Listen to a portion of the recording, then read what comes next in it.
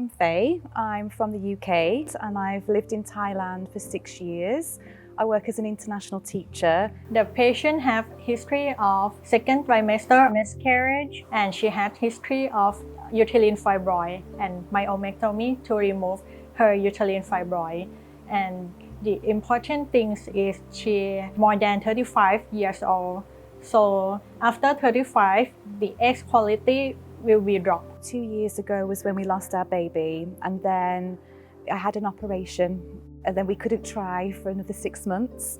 But then when we tried after 6 months, nothing was happening for a year and a half. And then I became 38 and then it got very, very challenging. I was having hormone therapy with a different hospital in Bangkok, and for 6 months at least, but we didn't have any success with that. So then we decided to take the next step of IVF, but we chose to have our treatment at Vejthani. 2 reasons. One was that there is a clinic here that is just specific to fertility treatment.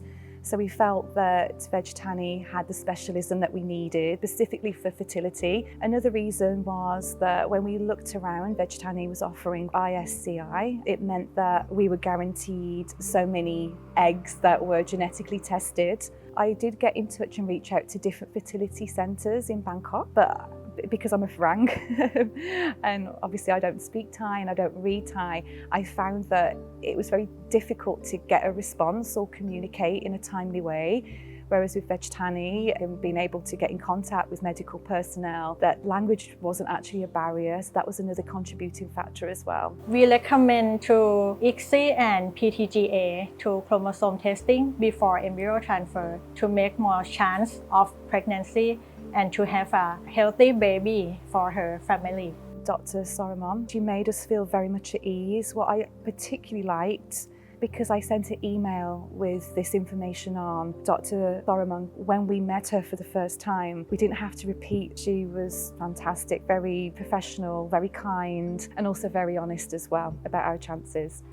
Before we start the ICSI process, we have to test everything for wife and her husband. For wife, we have to test hormonal test from blood test, and we have to do transvaginal ultrasound to check the pelvic organs like uterus and her ovaries to prepare for the ICSI process. And for her husband, we have to check the sperm test to plan to select the best method to select the best sperm for fertilization. And also the nurses at the fertility centre are very good at walking you through how to do it. They show you what to do, and so that you have the correct procedure so it doesn't cause pain. And also the information that we received was again very clear. You have a checkup at the fertility centre. They will scan to see whether your eggs are ready to be extracted. And then after that, they will then combine with your partner's sperm and then they will grow the embryos. After that stage, within about 2 weeks, we had regular updates through the line messaging system, through the clinic, that gave us regular updates about how the embryos were progressing. We actually had pictures. And then after that 2 weeks, then the eggs with the ISC were genetically tested, and then the medical report would come back. After fertilization process, we plan to use the PGT-A method to select the best sperm for transfer to her uterus to make sure that the embryo is normal in chromosome test. After undergoing ICSI process, she had multiple embryos, and we sent 10 embryos to check the chromosome test, PGT-A, but only 1 embryo was found normal chromosome test. So the challenge was she has only 1 chance to transfer the embryo to succeed her pregnancy. And eventually we made it. After embryo transfer, 10 days later, she came back and she did the pregnancy test was positive. She's really happy, and me too. We had the good news that we had a successful egg.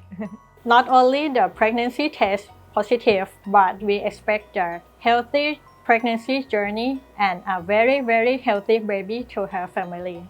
But unfortunately, when we got to our second trimester, my short cervix symptom occurred when I was under the care of Dr. Voralak at the Women's Centre, and she was very, very good. Every 2 weeks she would monitor my cervix length, but sadly my cervix length was shorter and shorter and shorter, which meant that I was at a high risk pregnancy. And actually at about 21 weeks, I did have to undergo minor surgery for my cervix stick to ensure that I didn't lose the baby. So it was a very stressful time.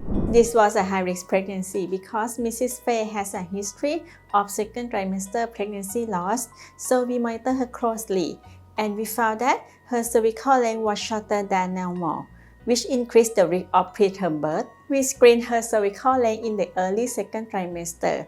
At that time, her cervix measured less than 25 mm, which below than the standard threshold, and required special attention. I had a detailed discussion with Mrs. Faye and her husband. We talked about the treatment option, including cervical cerclage, which could help reduce the risk of preterm birth. And of course, we also explained the possible risk of the procedure, such as bleeding, infection, or miscarriage. After considering everything, they decided to go ahead with the cervical cerclage, and the procedure went smoothly. Fortunately, the pregnancy progressed very well after cervical cerclage. She delivered at 38 weeks, which is full-term pregnancy. Given her high risk and short cervix, I would say this was a very successful outcome. I'm very happy with how things turned out for her and her baby. Because of Dr. Voralak and having regular appointments at Vejthani, and her expertise has meant that I was able to carry this baby full term. From the moment that we were admitted to our scheduled caesarean appointment, we felt that we were in extremely good care. The nurses, the anaesthetists, the surgeons, Dr. Voralak made us feel very informed of every step of the way. We felt like we were in very good hands. Aside from that, the rooms are exceptional here. We felt that we were very spoilt. It felt that we weren't really stopping in a hospital. It almost felt that we were stopping in a hotel or a home from home. My husband also could come into the surgery, which was also a huge relief for me, knowing that he was by my side every step of the way. If I could rewind the clock and speak to my past self, I would say actually you don't need to worry about it, you're in safe hands with the fertility clinic. But when we did hear the news that we were pregnant, we were actually quite surprised and shocked. I think we were expecting that it wasn't going to work because of our history. So for my husband and I, we were actually relieved, overjoyed. It was a mixture of emotions, but certainly what it did give us was hope. I would say for anybody who's thinking of going on this journey and maybe a little bit concerned or a bit anxious about the injections, they're not as bad as what you think they're going to be. They're very pain-free. I would say anyone embarking this journey, please don't worry about that. It was worth it in the end. It felt like a dream. And that's the only way I would explain it. As I mentioned, the journey to get to that point has been very difficult. It's been heartbreaking at times. It's been very trying at times. But the moment that we saw our baby girl made all the heartache worthwhile. And yes, I just feel that it's a blessing from God.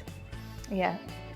In fact, that's why we call our baby girl Josie. Josie in Christianity means gift from God. So we would say that she is our miracle baby. And the first time that we both saw our baby's face, we knew our lives were not going to be the same again, but for all the right reasons. We have a lot to thank for the hospital and the staff for that, to make that miracle happen.